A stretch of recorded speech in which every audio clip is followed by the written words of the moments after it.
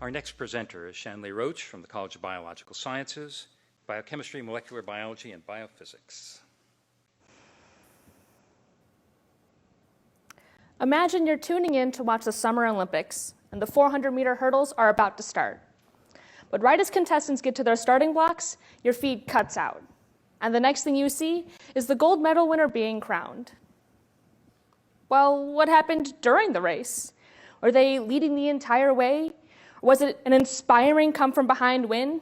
And of course, did anyone trip on a hurdle? Clearly, just knowing the winner leaves out some very important information.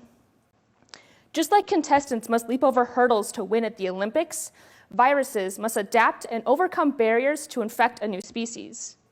Many health crises have been caused by zoonotic viruses, or viruses that transmit from animals to humans. Zika, Ebola, and most recently, SARS-CoV-2 all have their origins in animals before making the jump into humans. Now, we know there are barriers that normally prevent this kind of cross-species transmission, like the immune system, for example. But we don't know or understand exactly how viruses adapt to overcome those barriers. Essentially, we have the race results. We know who started this pandemic, but we have no information about how they got there or who to look out for next time. And this severely limits our ability to monitor and prepare for future pandemics. My research aims to fill this gap by studying how viruses transmit between rodent species. Laboratory rodents are raised and housed in clean conditions with no prior exposure to infections, making them a blank slate for detecting new ones.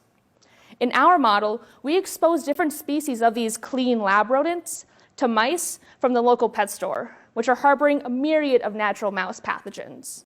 Then, we test to see which viruses could clear those hurdles and infect the new species, and begin to understand how they did it. Thus far, we've completed these experiments with 2 different species of rodents, and we have found both viruses that fail to clear those hurdles and don't transmit, as well as some viruses that successfully make the leap into the new species. Now, we're looking for the specific mutations these viruses have that allowed them to be successful where others failed, and continuing to repeat these experiments to see if certain types of viruses are more likely to be successful than others, and therefore are a greater threat to human health.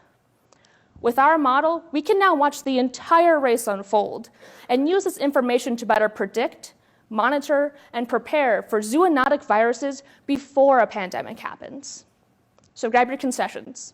The race is about to begin.